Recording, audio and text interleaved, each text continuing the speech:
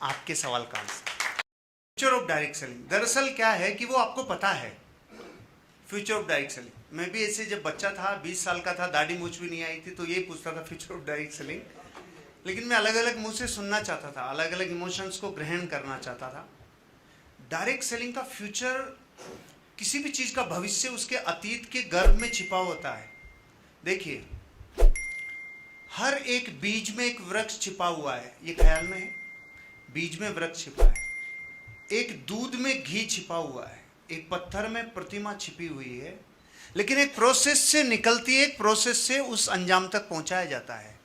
हम अपना future direct selling industry में देख रहे हैं, वो ब्राइट ही है, लेकिन उस तक तरासना होता है, उस तक पहुंचना होता है, उसे अचीव करना होता है।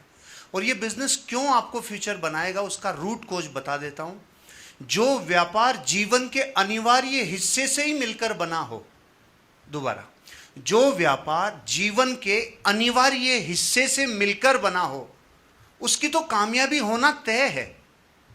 नहाना, धोना, खाना, पीना, उठना, बोलना, चलना, हैबिट्स, बिहेवियर, डिसिप्लिन, जीवन के किसी हिस्से को नहीं छोड़ा, हर हिस्से को कवर करने वाला अगर व्यापार का बिजनेस मॉडल है तो 100% कामयाबी मिलना ही है। और आज इंडस्ट्री पूरे वर्ल्ड वाइड इतनी बड़ी हुई है, उसका कारण यह है, यह जीवन के अनिवार्य हिस्सों से ही मिलकर बना है।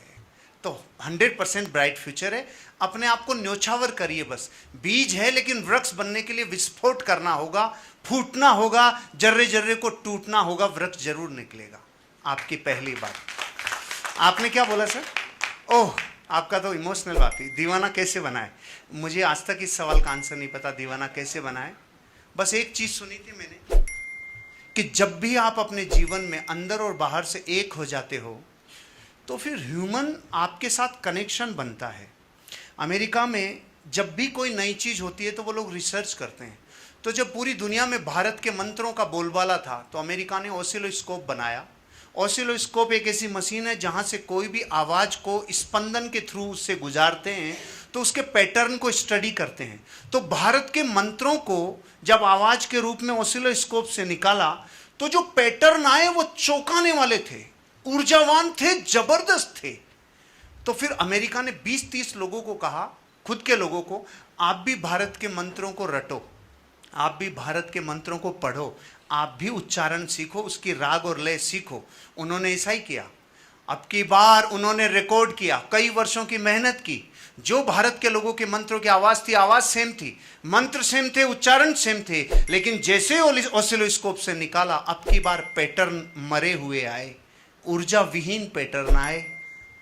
तो चौंक गए वो लोग, अरे बाप रे, मंत्र तो सेम है, उच्चारण सेम है, सब कुछ सेम है, फिर फर्क क्या है?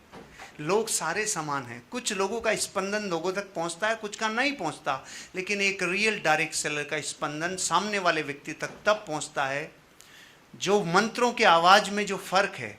आवाज तो सब कुछ सेम थी, फिर वो ऊर्जा से लेस और ऊर्जा विहीन कैसे आए, आप बताइए ना। ऑसिलोस्कोप से दोनों आवाज निकाली, फिर क्या फर्क था?